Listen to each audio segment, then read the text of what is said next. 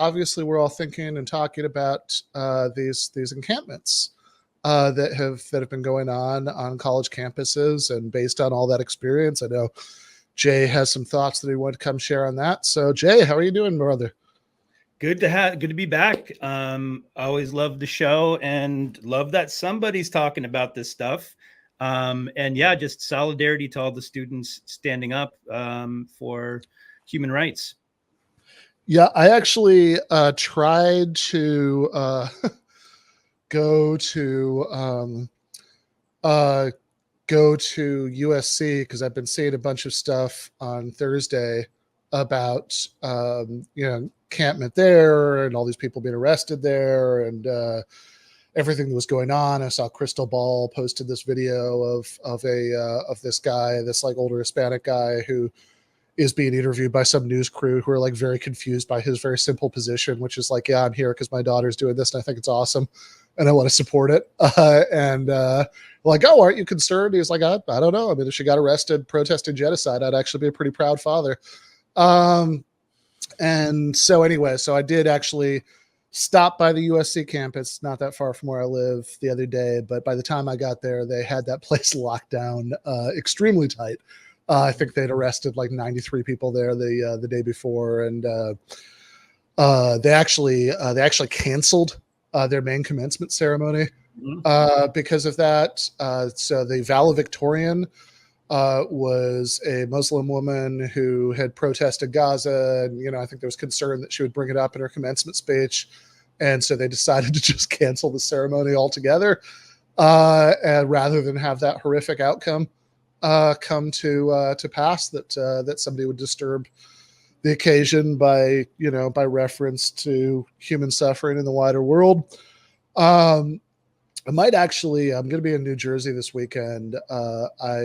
It's a little bit in flux. I was originally going to give a talk at Princeton, like in a classroom, right, hosted by a student group, and I've been emailing the organizer today. I might actually just be speaking at the encampment. We'll find out. But yeah, I did, before we kind of get to Jay, I did want to just share a couple of the images. I'm sure people have seen a lot of these before, but of some of what's been going on, because this is really striking, right? So this is not even the worst example. It's just one that was particularly funny to me and particularly striking to me, since I lived for years in Atlanta, where, of course, I worked as a philosophy professor for a couple of years at Georgia State University Perimeter College. And so this first one is also in Atlanta, and this one's at Emory. Atlanta actually has like a zillion colleges. And this also involves a philosophy professor. I'm so sorry. Is there anything I can do for you right now? Yes, can you call the philosophy department office and tell them I've been requesting? Philosophy department? Yes, call the philosophy department office. I will. What's your... I'm chair of the philosophy department. I got you. President-elect. I got you. Which is just a really striking image because, look, I know people always say, oh, but you don't know what happened before the video started. It's like, yeah, I'm sure, to steal a line, that she was probably, firing Katyusha rockets moments before that happened. But, naively, it does not look to me like that woman was an imminent threat to public safety. So the image of a masked cop, like dragging her, like she's like in handcuffs already, is like pulling her, it's just very, very important to apprehend her and bring her into detention as fast as at all possible, I think is kind of emblematic of a lot of what's been going on. Listen, if that doesn't convince libs to care, then nothing will, because that looks like The Handmaid's Tale or something like that. It does. So if they don't care after that, then they're just not. Then people, I'm kind of kidding, but I'm kind of serious. But I'm curious, were you going to show some of the other ones, or? Yeah. So well, sticking with Emory, we have the econ prof.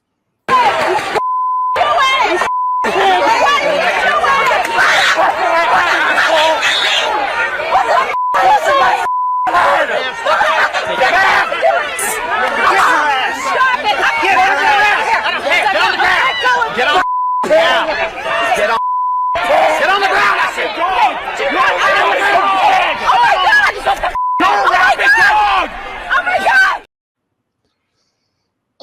Yeah, that woman's an economics professor. Again, I find it extremely unlikely that she was engaged in mass violence and they were just, wrestling her to the ground moments before she would have killed everybody there. Andy looks like he might have a dissent. I mean, if she was like a conservative economics professor, maybe it might be called for because their policies have killed thousands, hundreds of thousands of people over the years. But just in the context of what we're talking about here, I'm with you.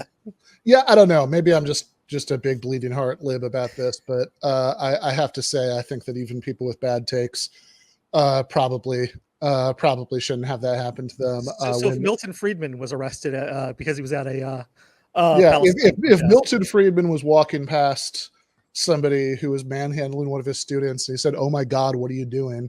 And I guess he like touched the cop's back. That was the big crime there, to like try to get their attention. And they the cops then shoved Milton down on the concrete and while also at one point like holding both wrists and while simultaneously ordering them to go on the ground, which like makes it impossible to carry out the order.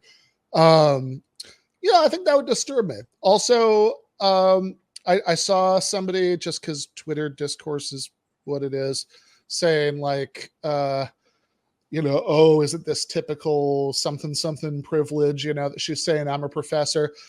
I actually think it's pretty relevant that she's saying that she has like a reason to be there. This is her place of employment.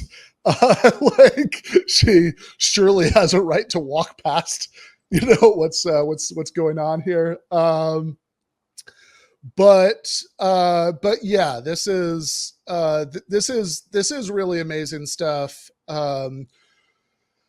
We've got more that we're going to do later, but I think that the sort of larger context here, right, is fairly clear that, there are, I think,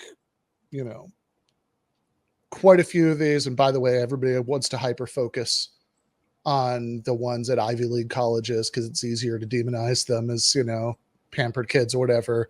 But trust me, there's lots of places that are not remotely elite, where the same thing is happening. And actually, above and beyond everything else, it strikes me as really dumb. Like, just like all morality and politics aside, just from the perspective of the admin, like semester's over, man. Like it's like a week from being over. You couldn't wait out some drum circles and chanting for a week or two. And if anything, I think that this is the effect of all of this is, pouring. I mean, I guess this is good as far as it goes, because I want more people to protest the genocide in Gaza. But, I think that the effect of all this is really to pour gasoline in the fire. But I want to bring in Jay because I know, you've been around and around the block on protest and direct action and, and sort of equivalent things. I think, certainly if you think about people digging into encampments in certain respects, it's like, Occupy in Zuccotti Park, way back when. So I'm curious what you would kind of take from those experiences, like what, that might be of use to some of these organizers. Yeah, thanks. So great to be here. First off, I do not speak for Occupy Wall Street. I only speak for myself. That's important. So based on my own experience, and I wrote this book because we have very little movement memory from the last decade, the last 12 years. We have a lot from looking back to the 60s and 70s, and before that, civil rights, the Black and Brown liberation movements, anti-war movements, but very little literature about what happened in the last 12 years because the world has changed quite a lot. So I wrote a book about that to show not only did Occupy not fail, to show what the legacy was, but also hopefully we could learn from some of those lessons, because it was one of the last times that what you might call broadly what I call the corporate state, or the establishment was shook. And what I mean by the corporate state, it's important to know what this is because it is the intersection of industry, of elected officials, of the police state, of media, and paid consultants who work together to consciously strategize how to dismantle these movements. So, and that's the thing. We know that in Occupy Wall Street, for instance, the mayors across the country, the sheriffs across the country had conference calls to plan how they were going to demolish, how they're going to dismantle the occupations. But I hope that there are some lessons we could learn from what happened in Occupy. There's a bunch. I wrote an entire chapter just kind of on that, on the tactics that did work and some of the things that didn't work. So there's a lot to unpack. Is there anywhere in particular you want to zoom into, or? Yeah, well, I mean, just so I could talk about this for an hour. Sure, fair enough, Fred. Maybe we should have you on sometime that we could actually do that. But in general, right? Like, what are mistakes that you think might have been made there that you think that people can learn from going forward? Sure. And again, I also don't know. I haven't been part of what the students are doing. So there may be things that the students are getting intuitively, they already are doing. So if it's not relevant, I can only speak to some of the things we saw during Occupy, which were some of the specific challenges that came up were, I think optics were always a challenge.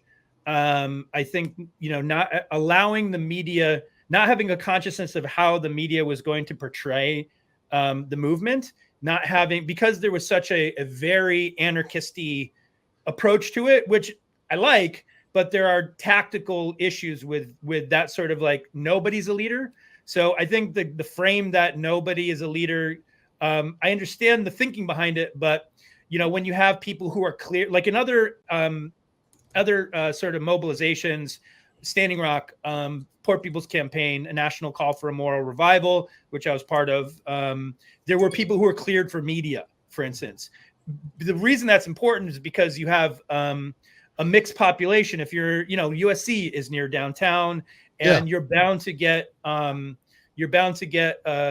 mixed bag of the unhoused population, which can present its own set of challenges if you're not skillfully working with that who has a right to be there. But then again, you're going to get the media, you're going to go and interview that person, and they're going to be the face.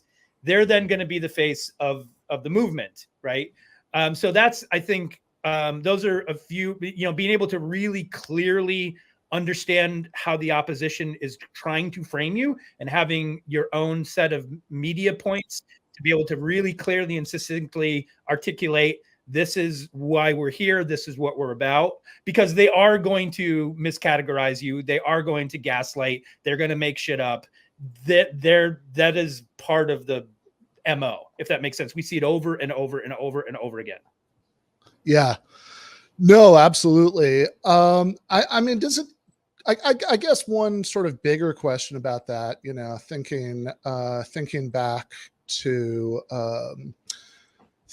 Occupy and thinking about now, is that, a lot of what you're talking about, I think, right, is sort of message discipline and like kind of like larger sort of strategic awareness of, what you're doing and how it's going to come across and all of that stuff.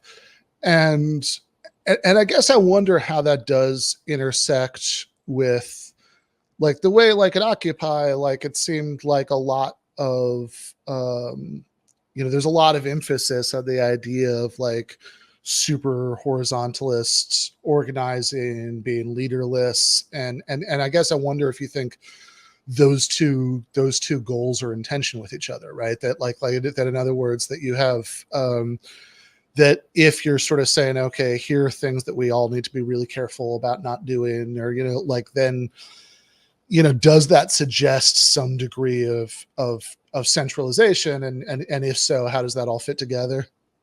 Yeah. So some of the models that Occupy adopted, and again, there were each camp had its own ideas. There was an inter-Occupy working group that created sort of a communication across the different encampments. So, you can't paint with a single brush because there were different encampments had different sets of challenges, but there was consensus-based decision-making. That was a thing. There were also working groups. There were a lot of working groups.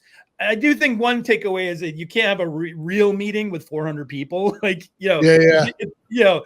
just some of those meetings were just like, what are we doing here for 4 hours? Like trying to actually make decisions with 400 people. I think, we figured out that's not going to work, I mean, especially if you're trying to make decisions by some sort of consensus or quasi-consensus, procedure, right? Because it's sort of bad enough when you can at least like have a vote and it's 201 to 199 and you're done, right? But like if you have a more complicated procedure and it's also 400 people, that seems hard to see how that's going to be functional. Yeah. Did you guys see the video? I think it's like this woman. I don't know if she actually started crying, but basically like she was trying to just troll everyone, and they were like, "Yeah, talk to our media contact." I forget which encampment it was at, but basically they were, practicing message discipline, and this wannabe Zionist troll had a meltdown because she couldn't talk to anyone. Totally anecdotally, but I was at my own university's encampment, and it just seemed really well organized, and there were committee leaders, and there was I don't know. So I'm just saying based on what you're saying and what I experienced, it seems like there's maybe some positive indications, but I don't know. Sounds like they're on it. Yeah, kids are all right, man. Yeah. That was we could find the video. That was. I know that's anecdotal evidence, but it seems like I think our friend Jeremy in the comments, Drunk Dalek, I think this is what he's talking about. Montana trucker at the UCLA encampment this weekend. Yeah. She was crying because she couldn't get her soundbite, but it just kind of goes to what you were saying, Jay. Hopefully, there's some positive developments going on. Well, I really hope that I really hope that people read Jay's book because like agree or disagree with like any particular point or whatever. It's a valuable service because he's been around a lot of this stuff for a very long time and has put a lot of thought into kind of what works, what doesn't work, what the larger dynamics are, and there's a lot going on there. So can we get the pitch for the book one more time?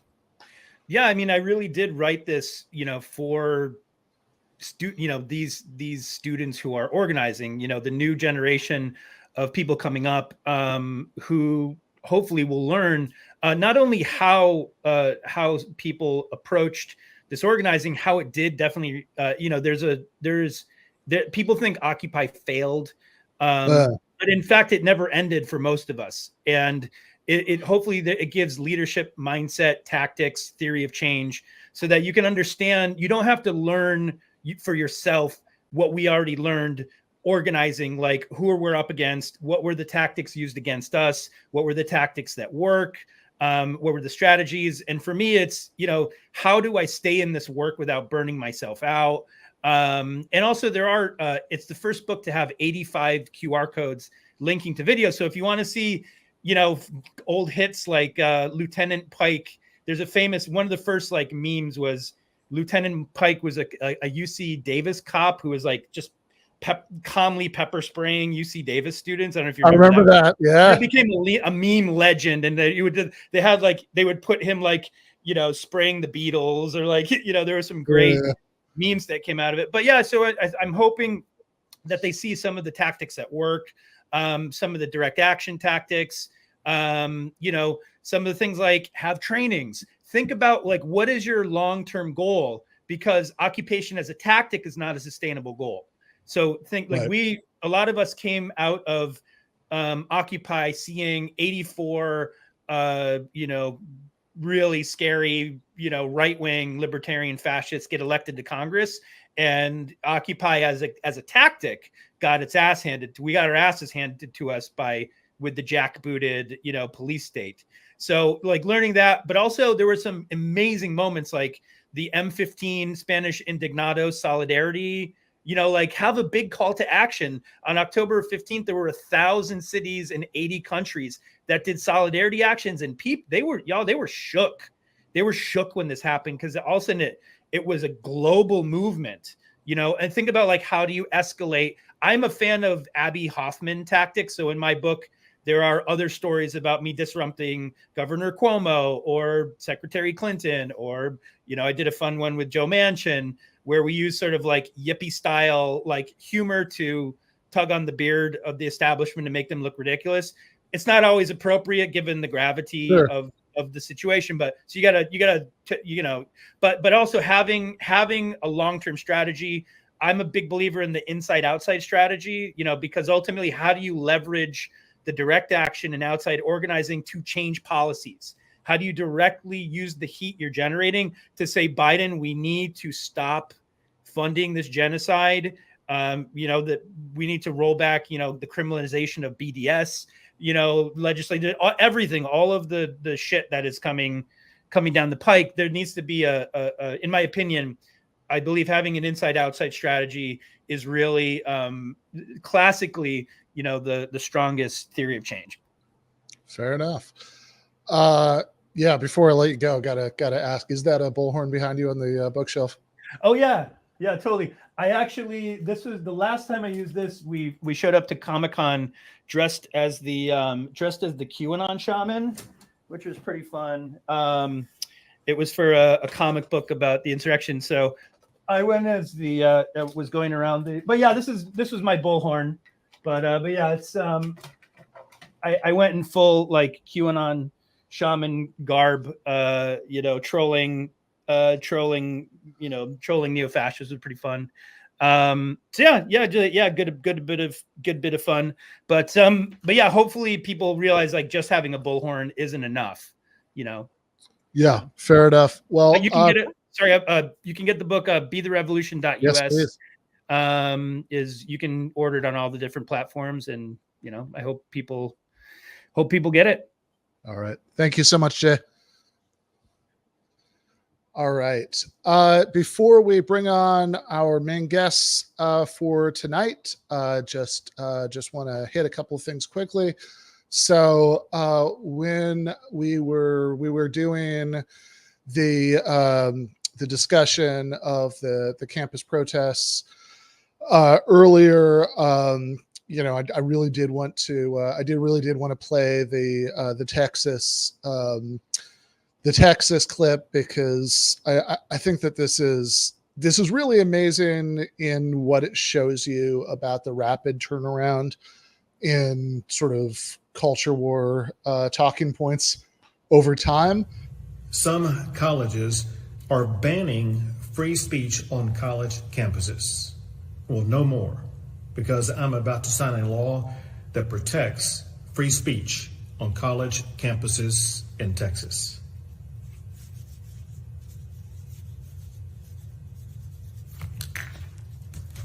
Shouldn't have to do it. First Amendment guarantees it. Now it's law in Texas. 1 hour later. Yeah, I mean, this is the way that Greg Abbott was talking about the importance of vigorous exchange of ideas where nobody's triggered by anything. Like a few years ago, it really just shows you the way that these people, and I mean these people in the broadest sense, like political creatures, like Abbott, or for that matter, like libs who change their positions every other day, like operate that, this is that he went all the way from that to do we have the Abbott tweet here?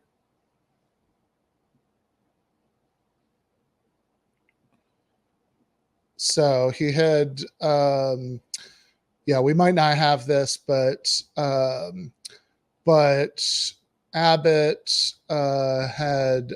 tweeted that he was explaining the rationale for the crackdowns in Texas, and he specifically said that that anti-Semitism wouldn't be tolerated. Oh, here we go. Yep. Arrests being made right now and will continue until the crowd disperses. These protesters belong in jail. Anti-Semitism will not be tolerated in Texas, period.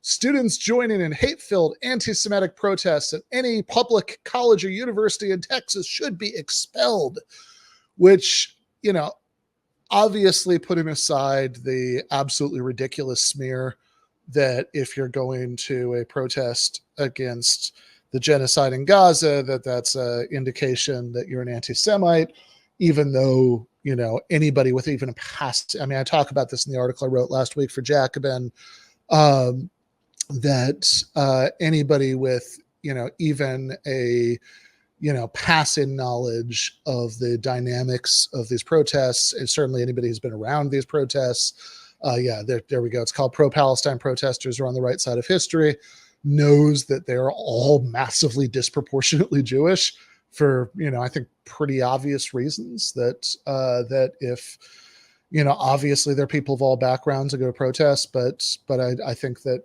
people who come from a Jewish background where the issue has been more important in their lives are more likely to have spent more time thinking about it before and, to have come to some of these conclusions and to sort of feel emotionally invested in it. The people who are, raised as Mormons or Hindus or Episcopalians, that doesn't mean, of course, that there aren't Mormons and Hindus and Episcopalians in all these protests, but obviously, even the most remote part of Texas, I'd be amazed if there was like a single college protest that was less than like 5 to 10% Jewish, right? Like that's just not going to happen in the real world. But putting aside the sort of cheap smear about that, what really amazes me about this is that he's saying in so many words that the reason for the crackdown is that he disapproves of the content of their opinion, right? He thinks that they're bigots, which, if you want these arrests to stick, is a problem that the governor is saying that he's doing this because he disapproves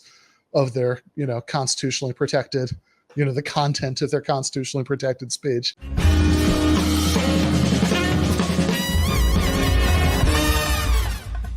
You have been watching free public content from Give Them an Argument.